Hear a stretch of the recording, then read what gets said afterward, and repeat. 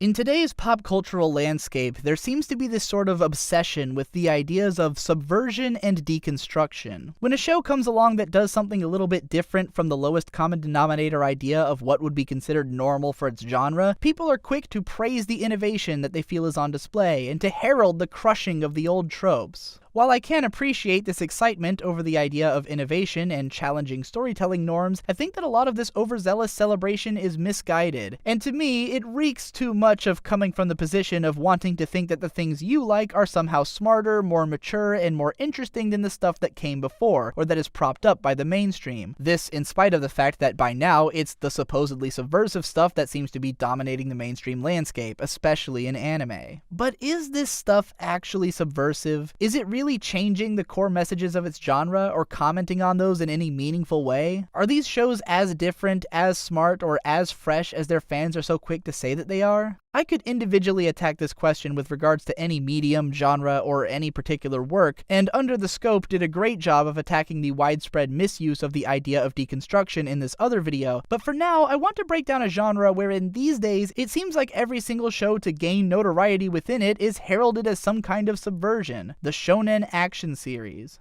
Just to keep the topic relatively narrow, I'm going to focus almost exclusively on stories which originated as manga running in Weekly Shonen Jump, the world's most popular manga magazine, which has been home to no shortage of the most recognized stories of all time. Let me start with the proclamation that I love Shonen Jump. Bakuman, Gintama, Hunter x Hunter, Yu Yu Hakusho, One Piece, and Food Wars are all among my favorite stories, and I enjoy the likes of My Hero Academia, Kuroko no Basket, Death Note, Bleach back when it was good, JoJo's Bizarre Adventure, and Dragon Ball. I grew up on stories like Naruto, Rurouni Kenshin, Yu-Gi-Oh!, and Shaman King, all of which I still have a fondness for, and that doesn't even touch on other stories that I'm sure I'd enjoy but I just haven't gotten around to yet. Suffice it to say that I'm speaking from a place of lifetime experience with this genre and this magazine, and that it's something which I care about a lot. Now, as I was listing off those names, you may have heard the titles of some works which to you might represent the standard idea of what a shonen action series is, some which have been classified as subversive, and others which aren't action stories at all. But the idea that I would like to put forth is that all of these stories are only as similar to as they are different from one another, and that to say that any of them, or anything outside of the magazine which could be considered as such, is a subversion of the genre is kind of missing the point. So to start with, let's look at Hunter x Hunter, which I've seen described as subversive myriad times for myriad reasons, each of which I'll break down in brief. First and most easily contradicted is the idea that Hunter x Hunter is subversive because of how brutally violent and dark it can get. Really, the level of violence in this series is not at all atypical of the genre. In one early episode, Killua pulls a guy's still beating heart out of his chest. The same move shows up in Naruto, Bleach, One Piece, Gintama, D. Greyman, and Saint Seiya. In Hunter x Hunter, a guy gets his head bitten in half. In Dragon Ball, a guy kills another guy by impaling his temple with his tongue. Hell, there's a scene in Bleach where a guy is given a drug that causes him to perceive every second as taking place over centuries of time, and then is stabbed in the chest. That guy literally felt himself dying for hundreds of years. In Hunter x Hunter, there are scenes wherein tons of random innocent civilians are mowed down en masse. By the end of the Buu saga in Dragon Ball Z, the entire population of Earth is dead. Granted, by this point in DBZ, the afterlife is established as like a place that people have a knack for coming back from, though this doesn't seem to apply to some of those other planets that got blown up, but whatever. But what about the sheer nihilism of Hunter x Hunter? There's one scene wherein a secondary character is brutally murdered for no reason other than to make you feel like shit.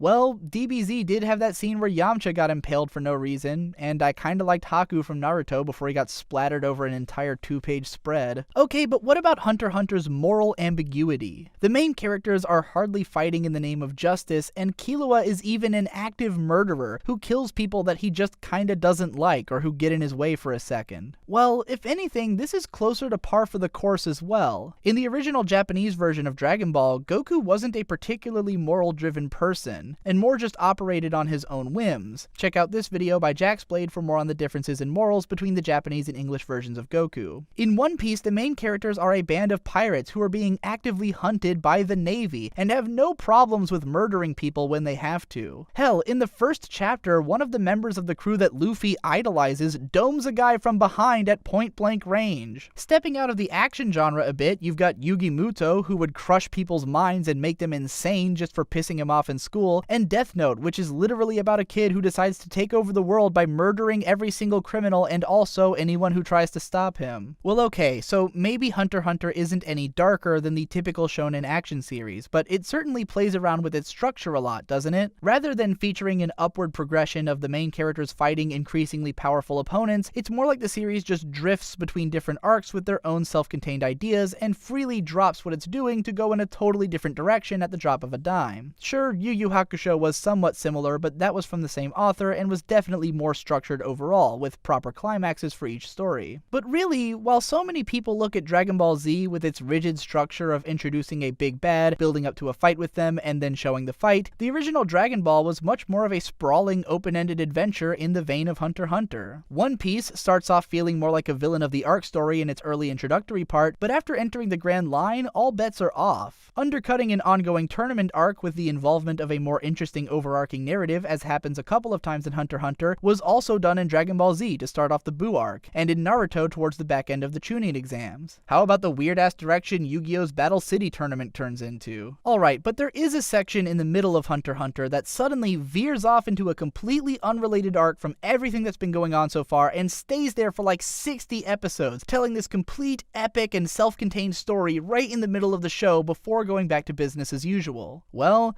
One Piece did the same damn thing with its Skypiea arc. But surely Hunter x Hunter does a lot to subvert the viewer's expectations by setting them up to think that one thing is going to happen and then switching to a totally different direction. One of the show's best aspects is how it utilizes an element of chaos to keep the viewer on their toes. Well, sure, but if anything, this is just basic storytelling. If you want to keep someone engaged, then you have to keep mixing things up so that it doesn't get stale and predictable. There's a reason that shows like Bleach and Fairy Tail eventually got to be so reviled even by the most avid followers of shonen manga, because those are shows that failed at basic narrative subversion. Some of the most devastating and memorable moments in shonen manga come in the form of unexpected losses, when things don't go according to plan and the characters have to figure out how to deal with that. Unforeseen complications are one of the specialties of the manga duo behind Death Note and Bakuman. Their stories stay so gripping and fresh because their characters are always getting stopped in their tracks by totally new challenges that they have to rethink their entire strategies around. And if you want a series that truly revels in its own unpredictability, you need look no further than Gintama. What keeps Gintama so fresh and exciting is that it manages simultaneously to be a full-bore parody of shonen tropes with the mindset of a gag manga, but also an actually gripping and badass action story whenever it so chooses to be. But it's not really that Gintama is all that different in structure from other shonen manga. It's really more that it's doing everything with an exaggerated wink and a nod, and willing to completely disregard the idea of a consistent tone and do whatever the fuck it wants. That the series pulls this off so well is absolutely incredible, but it is, at heart, just a far more extreme version of the kind of moment-to-moment subversion of expectation that makes manga exciting to read in the first place. Even something as simple as the early part in My Hero Academia, when a team of high-powered villains suddenly appears in the training center of all the new recruits, and they all of a sudden have to learn how they're going to fend for themselves against this massive opposition, is really the same kind of subversive logic that gets you pumped to see how the situation is going to unravel. This kind of setup and subversion is even pretty much a fundamental pillar of good comedy. So much of the funniest stuff in manga, and we'll take the latest Jump series adapted to animation, Saiki Kusuo no Sainan, is about getting us into the mindset that we're about to see one thing, and then showing us something wildly hilariously different at not quite the moment we expected.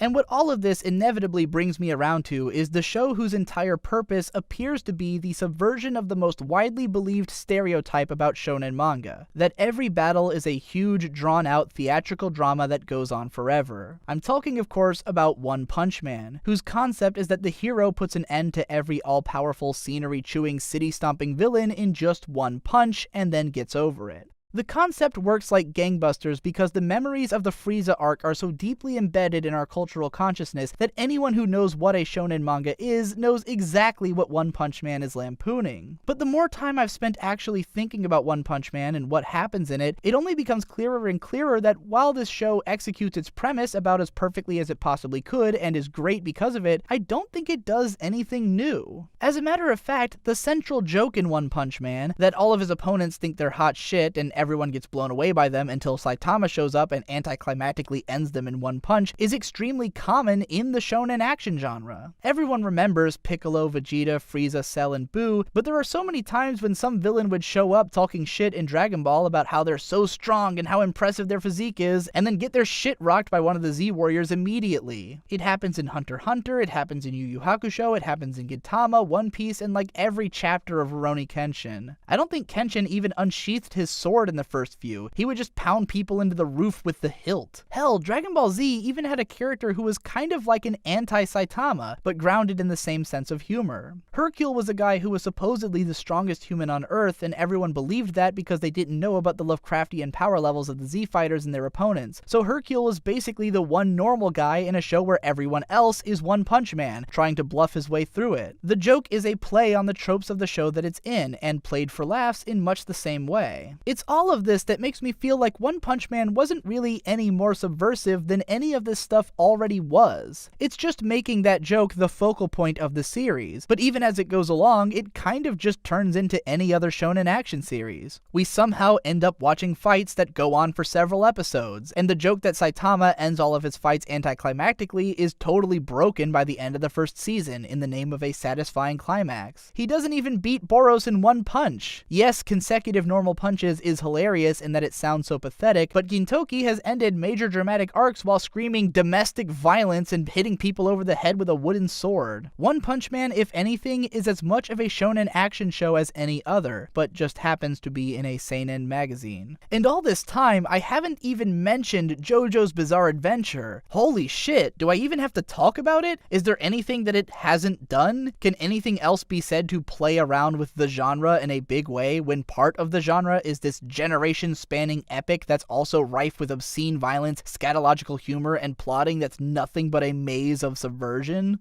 The reason I feel the need to break all this down to such an extent is simply that I feel it's disrespectful to the genre of shonen action stories, and even to the properties of good storytelling in general, to suggest that a show like Hunter x Hunter is only great because it flies in the face of convention, or is completely different from the norm. Yes, this show is a lot more nuanced and subversive and intellectual than the stereotypical cultural idea of what a shonen action series is like, but so are most shonen action series. Stuff that manages to go on for a decade without seeming to pay its dues or maintain interest, like Fairy Tail, are the anomalous exceptions to the rule, and not the standard bearers. Yes, Dragon Ball Z became incredibly formulaic and easy to poke fun of, eventually, after hundreds of episodes of sprawling adventure, but even that show was making fun of itself all along the way. Hunter x Hunter isn't amazing because it's fundamentally different from the norm, it's amazing because all of the fundamentals are understood and delivered on so perfectly, and because it uses all of the genre trappings in the best possible ways,